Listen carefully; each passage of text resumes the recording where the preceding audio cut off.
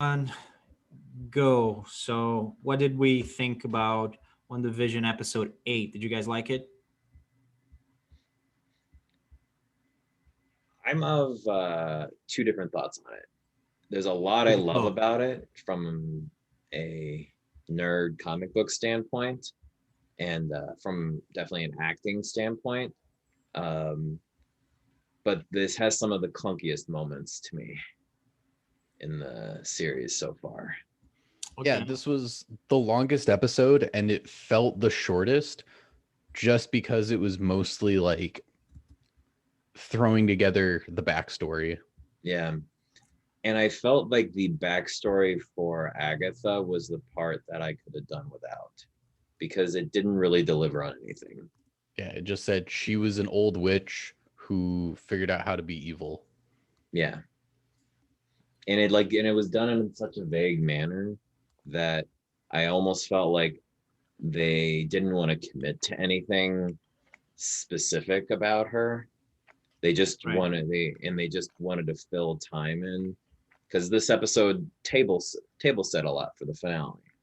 But the rest of the episode, which is like the rewriting of Wanda's history, Yeah. um, I really enjoyed all the sets for her history, and it delivers on one of the things that I was worried about for the show is that we weren't going to get a satisfying reason for the sitcoms. Yeah. Um, while it was a basic explanation, it was pulled off really well. Yeah, I think so too. Um, I think it felt very sincere because a lot of my friends that don't have English as their first Mm-hmm. language will tell me that like they learned English from what I would consider like very mundane things or like very innocuous stuff.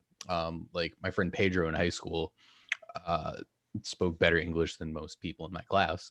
And he told me that he just grew up reading X-Men comics, Yeah, like in Mexico. Like he just got a hold of them and started reading them. And like all the people that tell me that they learned English from watching Friends, yeah, like it definitely feels very tangible and believable, and I think it rings home for a lot. Yeah, yeah. it's my case, man. I grew up like growing up in Europe. I mean, I grew up, watching American television, Hmm. subtitled. So yeah, that's for Yeah. sure true. My That grandfather taught himself English mostly. Well, the amount of English he ended up learning, because he learned it late in life from The Price is Right, of all things. Bob Barker I was think a an lot of English people, teacher. yeah, a lot of people these days. I think that's a big reason, by far the most important reason why I think English is sort of the lingua franca, the universal language right now. It's because of American television. Yeah, Because people watch American television a lot of the times. It's subtitled.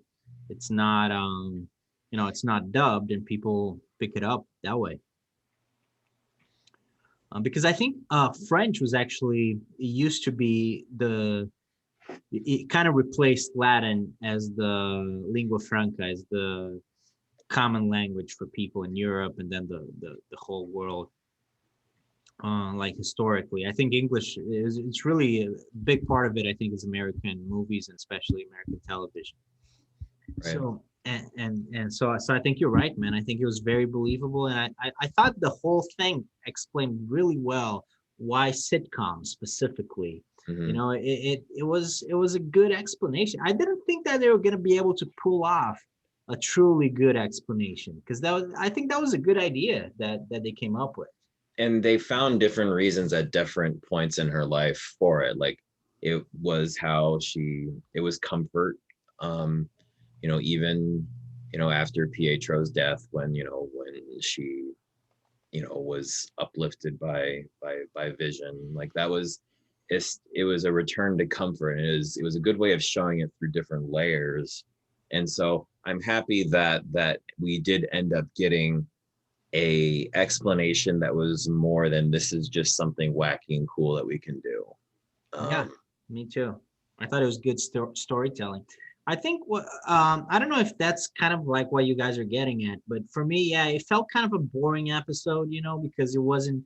First of all, we didn't get a new decade, and it's the backstory is sort of a boring thing, just to go back and explain how things came into place. It was like, yeah, it's not gonna be as exciting as some of the other stuff. But I thought it was kind of necessary to set up the finale. I thought like structurally like they did a good job setting it up, but yeah, it wasn't the most exciting episode. It was probably the most boring. I think the Agatha backstory was mostly unnecessary. And this is also the first episode we get that doesn't really, well, I guess we did have one episode that wasn't set with the sitcom environment before when it was mostly people outside of the hex.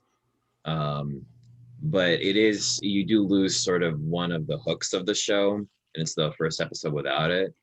And so this is sort of a bridge to the end. Which, by the way, that was my least favorite episode before this one.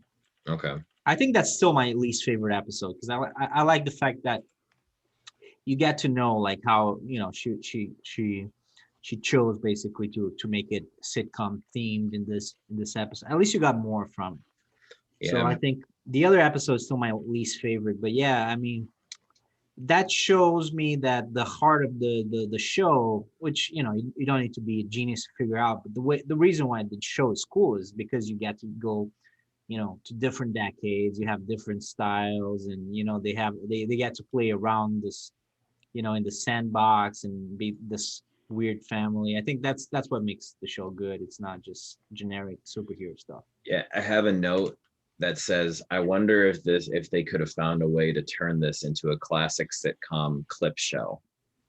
Because that was always a staple of a season of a sitcom where like an episode is just reused clips of prior stuff.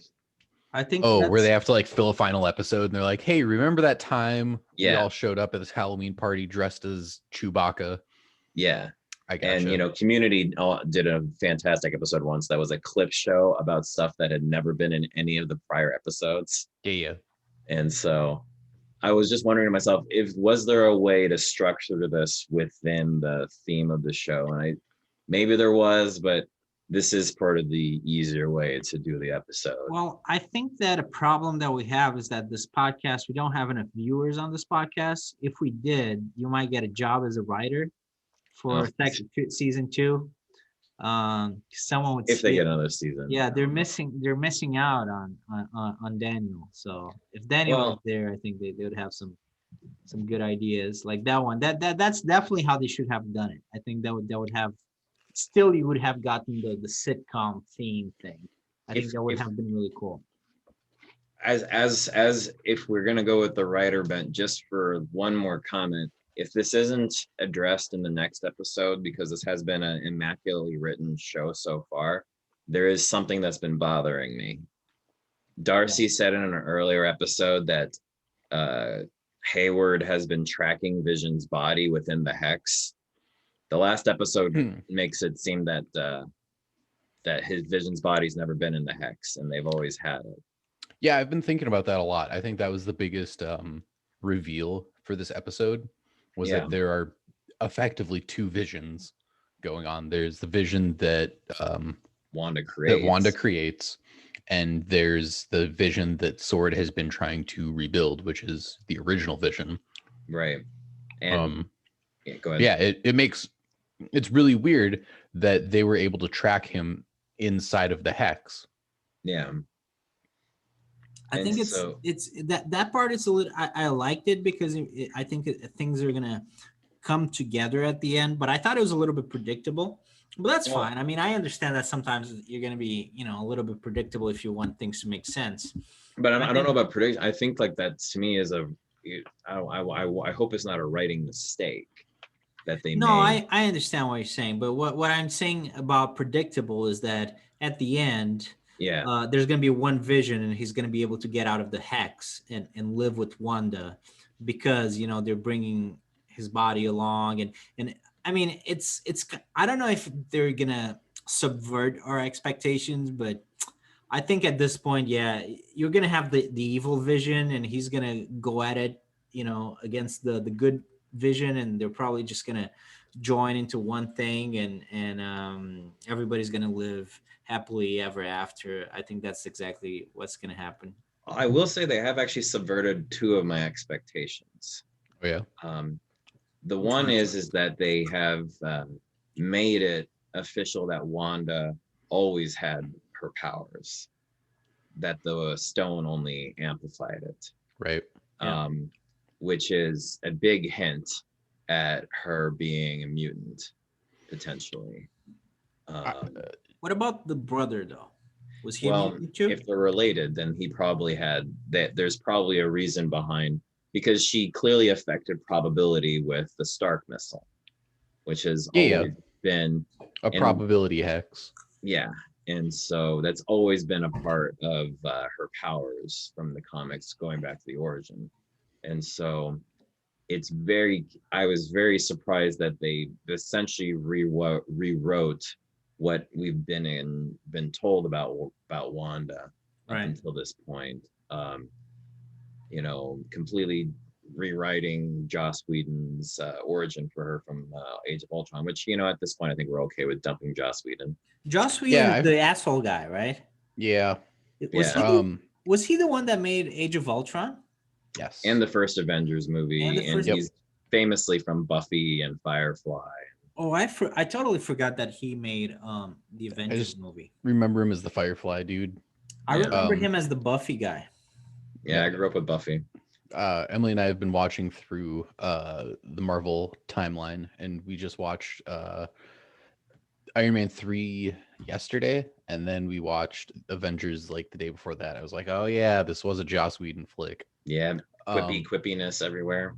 Yep. But one of the things that Emily pointed out that I didn't notice at all is that Jarvis is voiced by the Vision actor. Yeah, Paul Bettany. Yeah, Paul Bettany. And I absolutely didn't see that. And she pointed out, and I was like, oh, that makes absolutely perfect sense. Yep. Just never connected it.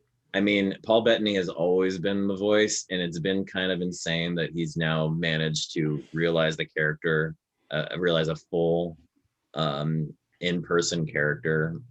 Like, I felt like that was something great that they've. I'm a little bit confused. So Jarvis, was he the butler? Jarvis? He was the voice of Tony Stark's AI from the very first movie. But who's The very first- Jarvis? Who's Jarvis?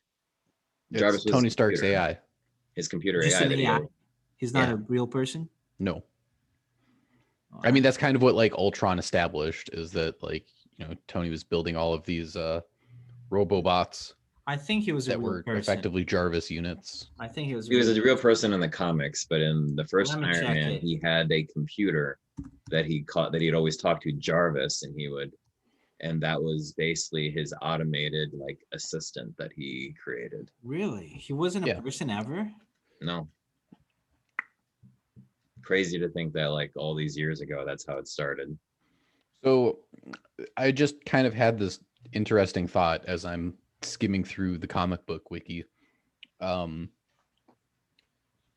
With the introduction of Agatha, and at the end, they're like, she's like, I know what you are. You're a Scarlet Witch, which was probably the most expensive line Marvel has Yeah. ever had to pay for in a long time.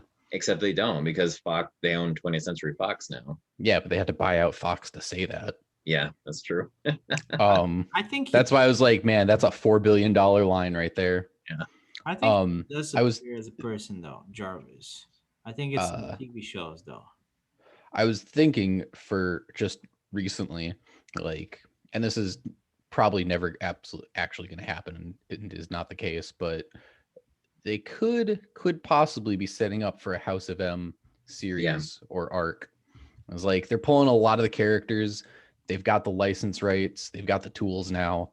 Like, it's probably one of the more famous, if not the most famous, like comic book arc in the Marvel universe.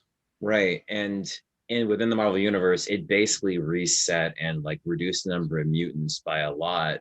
They could use the same plot to do the opposite. I just sent my sister a copy of House of M because she's like, hey, do you have any Scarlet Witch comics? Mhm. I was like, here, start with this. That's a So good I've one. yeah, and it seems like everything points back to House of M. Whenever you're like, where can I start reading comics for this hero? Like House of M usually gets mentioned once or twice in any sort of article you Google. So I feel like it would be a very good jumping off point for the next phase of the MCU. Yeah, and another thing would be, I think it was the third season of the X-Men animated series, the first one. The Where, 90s series? yeah, where Okay. Wanda and Pietro were featured heavily during an arc with Magneto. I think so. That's yeah. Mm, Or was that the second? I don't know if that was in the 90s. I thought that was part of um Avengers Earth's Mightiest Heroes, like season 3 or something. Maybe. I do. I just distinctly remember that they started they featured them more heavily, I think, in the X-Men Evolution show that was on Fox, was on WB actually, I think, Okay. before it became CW. That was a great show that didn't get the finish. Yeah, there's some X-Men series that I watched on the early days of Netflix that is now no longer there. Was it the one that That were in high school?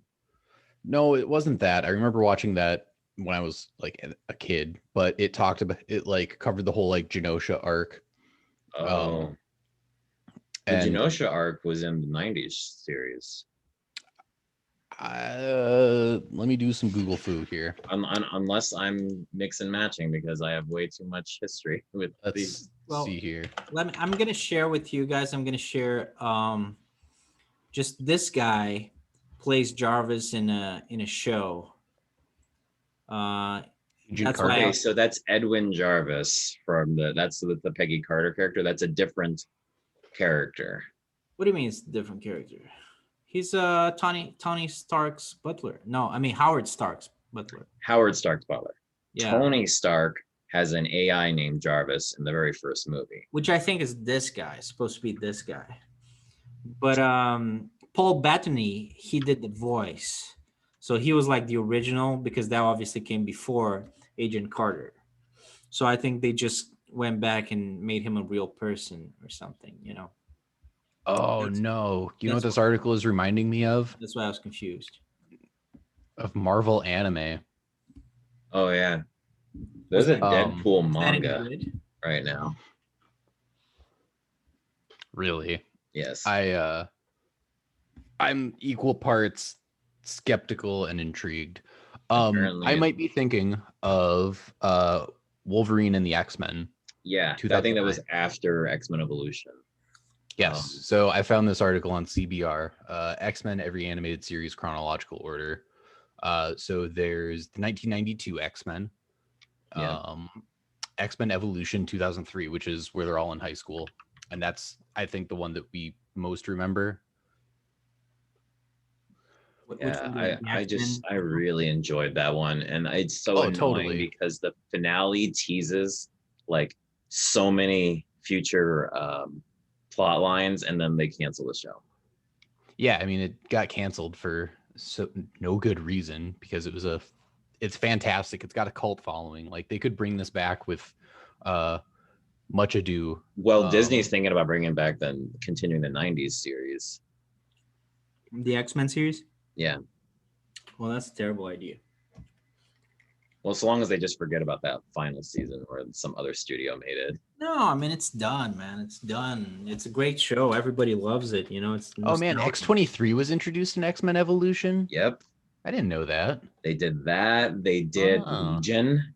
Like they actually they had David Haller show up. And, like they did so many things well. They did Apocalypse better than the movie by far. Yeah. That's not super hard though. Yeah. I watched which is a shame because those movies are excellent. You know, the first two, First Class and Days of Future Past. Yeah. Absolutely fantastic. They're, in my opinion, they're much better than any MCU movie, you know, ever. And the MCU has like 20 something movies. So I mean, those are really good movies. And then Apocalypse was a third compared to those movies. I never even watched the Phoenix one. I was so annoyed. Well, I didn't watch Dark Phoenix at first because the reviews were so bad, and I was so excited for that movie. I thought it was gonna bring back the greatness of the first two, and it didn't. It was more like Apocalypse. It's not much worse than Apocalypse. I think it's a little bit worse. It's still watchable, and the red hair chick from Game of Thrones, she's very Sophie good looking. Turner. Yeah, but and she looks the part, and she was Yeah. actually pretty good in Apocalypse. But yeah, I mean, it's just not a good movie. The first two were fantastic, and they made look. The Dark Phoenix thing is a weird thing because the guy that screwed up the first movie with Dark Phoenix, which was X-Men 3, he was the guy that directed Dark Phoenix. So people like to say that the definition of insanity is, doing the same thing twice and expecting different results. They should start using that when they say that. They should start using Dark Phoenix as an example. Well, no, Simon Kinberg directed Dark Phoenix. I think he was the guy who wrote, or he was one of the main writers in X-Men 3. Well, because he's written almost every X-Men movie. I mean, I don't know, but I'm pretty sure that he basically tried it twice. Yeah, I mean, What's his name?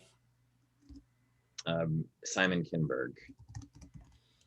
Yeah, I mean, he also wrote Days of Future Past. Well, he did a good job with that one, but obviously he has a so if he wrote Days of Future Past, I mean, I'm sure he can write good X-Men stories. But he obviously had a problem with the Dark Phoenix arc. Yeah. It didn't work out. Here's the hoping that if they ever do reintegrate and do more, I mean, if they're going to do House of M here and eventually get into it, I really am hopeful that this is under better care to make sure to hoping that it's under care than the rest of the X-Men series thus far. Yeah. Yeah, I definitely agree with you on that. It's such a shame because it's almost like you get teased with really good X-Men and then they squander it so bad. Man, he was a writer for Fantastic Four as well, that is one of the worst superhero movies ever made. 2015. I remember the 2015. The other ones. The other ones are okay. I think you haven't seen that one, right, Ian? The 2015 one? Yeah. Fantastic. Yeah, Fantastic. I remember I was working at Best Buy, and there was a deal with Toshiba laptops when that movie came out, where you got a free promo code to download the movie, and originally they were going to include a copy of the Blu-ray with the laptop because they're like, well, it's got a Blu-ray drive, right. And you got a copy of Fantastic with it, so you had something cool to watch on your shiny new laptop. And they had to switch it over to a digital download because the movie did so badly that it wasn't even profitable for them to make the Blu-ray at the time they were selling this laptop and doing the deal. Wow. And I just remember they sent out a memo that if anybody buys this and they're asking about where's the Blu-ray, you can give them one off the shelf if they really throw a stink about it, but otherwise there's a promo code. And we never had an issue because nobody gave half a shit about that movie. No, but have you seen it? Because you complain about the other ones, I think, or do you complain about this one? I have not, and I don't plan to. Have you seen it, Ian, or not? No, I haven't seen it, and I am not going to watch it. There are better movies I could spend my life watching. I think you should watch it. I think you should watch it. Well, I think you should because you complain about the old ones. After you watch this movie, you're gonna love the old. I mean, I love the old Fantastic Four movies. They're fantastic. This is a terrible pun. But they're really, really good compared to the new one. I have basically come under the opinion, and I think it's supported, that Josh Trank, who's the director, got lucky with his first movie, and basically this was a crash and burn moment because he was supposed to direct a Star Wars movie, and then this movie was so bad. What was his first movie? Huh? Was it Chronicle? Chronicle, yeah. That's what I thought. Written by another shitbag, Max Landis. That movie's is a great superhero movie. Like that's the only good indie superhero movie. I don't know if that's really a thing, but that is a really cool. I don't know if you've seen it. Have you seen it, Ian? That one, What Chronicle. movie? Chronicle. Chronicles? Yeah, Chronicle. Doesn't ring a bell. Yeah, it's like a really small superhero movie, but it's actually really good. It's a really cool, like indie superhero movie.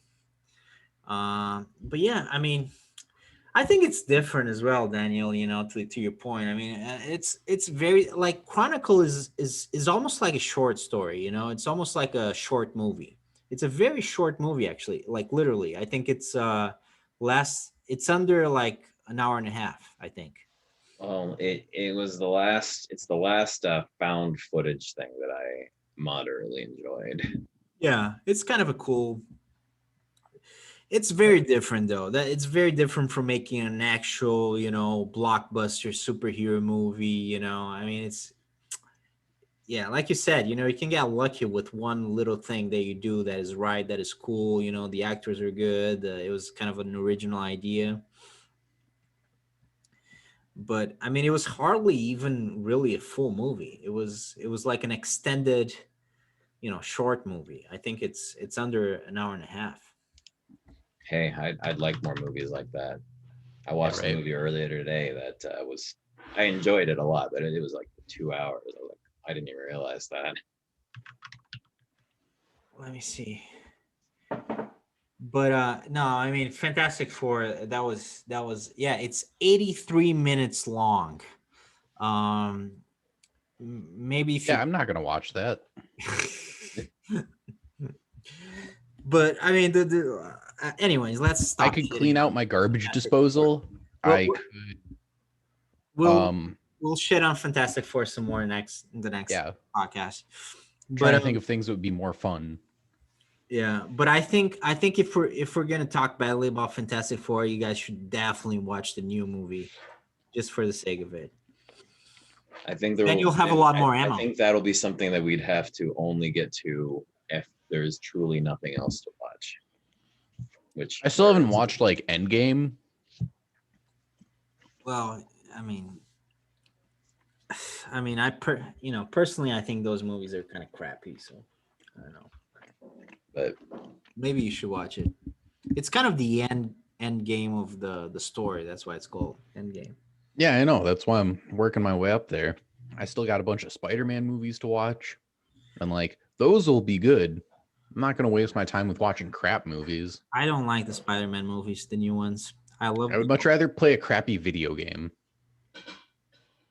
They're a lot longer though. Video games are a lot longer. You guys. Yeah, but I don't have to finish one. After I can we're just done enjoy with this, it and be like, well, that was fun. Now I'm gonna delete this thing forever. And then I can move on. Like Shaq Fu. I played that a couple weeks ago and it was great. Shaq Fu, yes. So what did you think, Ian? So Daniel didn't like the whole wizard thing, the sorceress thing. Did you like that? Harkness? Agatha Harkness? Oh, with Agatha? Yeah. No, I definitely agree with Dan that like her origin story in this episode felt useless. Like it didn't explain anything other than, well, she's a witch from Salem, Massachusetts, who's probably achieved immortality or life steal, and she's evil. Surprise. That's it. That's literally all we learned from that. Well, I thought it was kind of cool. I mean, it wasn't Nah. like terrible. I mean, it wasn't amazing, but I wouldn't say I disliked it. I mean, maybe it thought sets her was up as a parasite of sorts, and maybe that's why she wants to know more about Wanda. But like, I just didn't feel like it was necessary. I would have rather spent more time with Wanda. well, but it was necessary for them to explain a little bit, what she was, because that was the cliffhanger of the last episode was now Agnes is behind all of it. And I agree with you. I mean, it could, Well, the then Agnes thing was certainly underwhelming, but then a better explanation. yeah, better explanation would be nice. Yeah. Something else that I felt like they sort of subverted for me. I was very convinced midway through this episode that Hayward was going to turn out to be Mephisto and be like, because when she goes to Sword and asks to see Vision, and he's all like, yeah, like lets her see everything. I'm just like, he's really pushing her into her grief here. I felt like he was manipulating her there. And they didn't go with that. They go with him creating the White Vision, which is a comic book character. Is he? Yeah. Should we do some predictions for the next one? Because I know that's really your favorite part, Daniel. I mean, I was wrong. I mean, the only thing I might have gotten right is that this episode was going to be a drama. It wasn't going to be a sitcom because we were done with sitcoms. This episode was kind of difficult. Yeah. I would say we still have to have, I feel like there's a twist still coming. And I don't know what it would be, but I think I still am not giving up my suspicion of another force being involved. But this episode pretty much like 99% of the way got rid of my sus that Wanda is 100% the creator of the hex. Yeah, she is. But I don't know if they were going to talk a little bit more about Agatha Harkness being kind of behind it, you know? Well, I don't think she's behind. I think she's behind all like the sort of stuff that have been sort of getting in Wanda's way in this. I mean, she's been trying to figure out Wanda this whole time. Yeah. But maybe we'll get a little bit more clarity. I actually do wonder if we're going to have a bit of like. Oh, what happened? Wait a second. What happened to Quicksilver? Did they say? Yeah, this is a reason why I was like, I kind of feel like we got no Monica or Quicksilver in this. Oh yeah, Monica was not in it either. So that's a big gap. We didn't get any of that. I mean, we didn't even see Vision this episode. Other than like the flashback, yeah, other than flashbacks and his corpse. Yeah, and so this is why I was sort of like, you said that this was a longest episode, but it felt like we didn't get enough with it. I think that was part of it, is that we had like half of the cast is MIA. True, yeah. I mean, we'll get them in the next episode, but yeah, you're right. Yeah, I want to see what the whole Quicksilver thing, because maybe you're right that Quicksilver is, one of the people behind it. I don't know. Well, I mean, I think that's very likely. Agatha says she's responsible for Pietro, which I'm very glad they allowed someone to say something like that. Like, I feel like that's purely usually a writer's thing where they're like, Pietro, or they would say stuff like that. But the only other show that I remember them doing something like that was Fringe. Which is a stupid name, by the way. Is that his name in the character in the comic? No, but that's like, he's fake Pietro. She called her Pietro, and I was just like, that's so stupid and silly, and I'm glad she said that. But the only other show I know that did something like that was Fringe, that I can remember, where the alternate version of Walter was called Walternate. Wow. And because Pietro is a Latin name, is an Italian name, and well, I mean, it's a combination of fake and Pietro. It's meant to be a play on the word. No, but I mean, the name Pietro in itself is very stupid for that character. That's what I'm saying.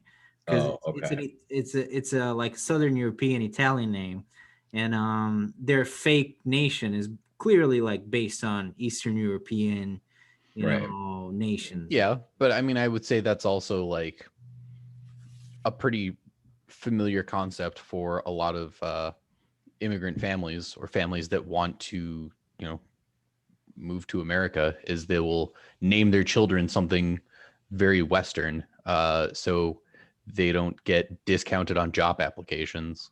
Well, but Pietro is not Western. I mean, not Western as American. But also, I mean, I don't mean to like shut down your point, but I think also they were born in whatever country they're from, like Sokovia. I keep wanting to think Latveria. I know. especially with that Doom arc. Because I think, I mean, I might be wrong, but I think like in that scene that, you know, we see the bombs and everything and they're talking to their family before that, I think that's still in Sokovia, right? Yep. Yeah. Yeah. So he was, you know, definitely born there. I don't know. It's a stupid thing. I'm like, you know, language stuff bothers me because it makes that makes no sense. But Well, I mean, I think they're clearly dropping the accent for Wanda from here on out anyway. Well, I mean, it came up a little bit, and also, yeah, the accent is a problem. Agatha mentioned it. She's like, "There's that accent again." Mhm. Yeah, but you can't even. Yeah, I mean, it's stupid. I mean, I think there's a lot of stuff that was well done in this episode, but everything that was well done was really subtle, like the accent thing, and how like they talked about it a few other times, like when Tommy and Billy are like, "Mom, how come you don't have an accent?" Yeah, and they still I haven't think explained it. Sure, like I've got this like nice little headcanon that now that we know, you know, her coping mechanism and like fixation / like comfort has always been American television. It, you know, kind of lends to the notion that she would appreciate, you know, having and portraying a Western accent just as a comfort I mean, for she can herself. fly, and yet she drives a Buick. Yeah, right. Like it's just like an American thing.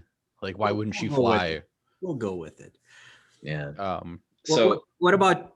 Oh, sorry. Go ahead. I would say that like the one I'm still my only reason why I'm not dropping any suspicion on like I'm not leaving it behind entirely is I still find it Vision bought a house like or bought a plot of land like that actually happened. Mm-hmm. Part of me still is holding on to hope that that's still a ploy to manipulate, like to push her grief further. And so if I have a prediction, it'll be that we are going to see that Vision did not do that. But I think what we are actually going to get is Shield baited her out. Yeah, or Sword or Sword. What I think is the most likely thing is that we're going to get Agatha and Wanda having to fight the fake, the White Vision. Oh, together as friends? Yeah, I definitely see White Vision going in and being the climactic villain for there's one episode left, two? Yeah, one. Okay, so I definitely see him being the climactic villain here. I don't know if he's gonna fight normal Vision or what, but he's definitely going to be the antagonist. He might fight everybody, don't you guys think? Yeah, I think for sure Wanda and for sure Vision. I think for sure those two. I don't know. I'm also just so excited to see what this series sets up to. Yeah, I mean, clearly it's going to lead into. I'm hoping they're not just like, stay tuned for Doctor Strange, because I want it to be something that we don't know about yet. Mm-hmm. Like as a fan base, I'm still really, really hoping for a big reveal. And I think if whatever the reveal is, it'll be way more exciting because there's been 9 episodes of build up to it. Yeah, sort of like The Mandalorian setting up some of those other Star Wars shows. Right. I mean, yeah, like setting up Luke coming back. Everyone was like, what? Like that was insane. And I forgot about it until you just mentioned it. But now I'm excited for it all over again, that we're going to have CG Mark Hamill. CG Mark Hamill. Yeah. I bet Mark Hamill was even excited. He was like, I just got a check in the mail and I didn't even know what they were billing me for. He's you know, he's this is like the Renaissance of Mark Hamill. Mark Hamill is like pop culture hero now. Yeah, it's the hot young Mark Hamill. He's even hot and young again. Yeah. And they got rid of his facial scars. Yeah, no scars. He's like just good looking, young again. I bet he's confused, you know? No, Mark Hamill knows. He's been around. He used to live in freaking San Diego, so he can go to Comic-Con all the time. But I would say that for what would be set up, I feel like it does not necessarily writes itself, but like, you know, Doctor Strange is Sorcerer Supreme, supposed to be the most powerful magic user, but you know, Wanda is there's gonna have to be something where like he seeks out the one person who probably potentially can exceed him, given the fact that she can channel and manipulate chaos, which is a whole nother breed of everything. Chaos is like the force in this. Well, Yeah, I guess I didn't understand the properties where she's like, you use chaos magic. And I was like, right. I wish Again, I I could be think like, I understand like the mechanisms of chaos magic in this lore, and I just don't. I don't know. right. So this is where I wish we don't just have one episode left because like I think that yeah, I think there's a they lot to could tie use a up. little bit more. These episodes are pretty short, and I feel that it's going to be hard to wrap this up at this point. Yeah, I feel like that again, that was the clunky stuff that I was like, as a comic book fan, I'm like, okay, yeah, cool, yeah. But then I'm like, but you know, you kind of gave an obtuse explanation for Agatha, and then just left us with you're a Scarlet Witch because you use chaos magic. Okay. Yeah, it's going to We've be barely had magic really be a focal point in Marvel at this point because it's pretty much just been Doctor Strange. yeah. Um, I think so it's tough. Yeah, you guys are right that yeah, they kind of like left out a lot in this episode and if you only have I would be okay with it if they had 2 episodes left, but I think 1 episode left there's not going to be enough time. we might be okay with this in retrospect, though. They might just be ready to really have Maybe. I an- doubt it though. I doubt it. an impressive finale. Yeah, there's too much stuff though. Well, my only reason for worry is that there's it's common in my view that the Marvel stuff don't have good finales. The best stuff, the best part in most Marvel movies and most Marvel content is usually the first 2/3 of a movie. Mostly just because they usually don't have a second act, and then because they don't have a second act, the finale usually seems rushed. At least how I've seen them. There's like only a couple movies I felt like have been really well constructed from the beginning to the end. Yeah. And it's not that they're bad. It's just that like the ending is just usually, oh, that's the logical ending. Okay. Yeah. You know, Guardians of the Galaxy and the Winter Soldier are the movies that I feel had like really solid beginning, middle, and end. The Winter acts. Soldier. Huh? The Winter Soldier, you said? Yeah. Yeah, that's one of the best for sure. Civil War nearly stuck the ending as well. Yeah. I say nearly because I felt like an important character should have died like they did in the comics and that, but you know. Civil War was the best Avengers movie, really, in my opinion. It just wasn't called Avengers, but it shouldn't have been called Civil. I mean, who cares? But Isn't it called Avengers Civil War? No, it's just Captain America America. Civil War. It's not really a Captain American movie. Yeah, I mean, it's more like Captain America versus Iron Man. Yeah. Yeah, which I mean, that is kind of how it develops in the comics, and right up until Captain America gets assassinated by Crossbones. But in the comics, it's not called Captain America. I don't think. No, but it is very heavily a Captain America storyline. It's very focused on him, and it ends with his assassination by Crossbones. All right. And Well, so, should we wrap this up for the fans at least? Any final remarks? Well, obviously we'll be back next week to talk about the finale, but I think I've given my final remarks. I want to see what you guys get. Yeah, this episode was 48 minutes or 47 or something like that, and I feel like it was largely squandered for a lot of backstory that just like, I don't know. This episode went really fast for some reason, and I think there's still a lot of questions that need to be answered. I don't think all of those questions are going to get answered in the final episode. What about Tommy and Billy? Like, are they actually Wanda's kids? Like, that we don't know. I think there's, a lot with the magic, especially, that has not been fleshed out. Mm-hmm. I don't Yeah, think that's going to get I the agree. resolution that a lot of people are really looking for. But I'm still hopeful. I think like I've enjoyed the whole series so far. I would say this is probably the weakest episode. But I think it's going to finish on a good note, and I'm still super excited for the reveal at the end. Yeah, I'm actually more hopeful that this will stick a landing. We just won't get all the answers.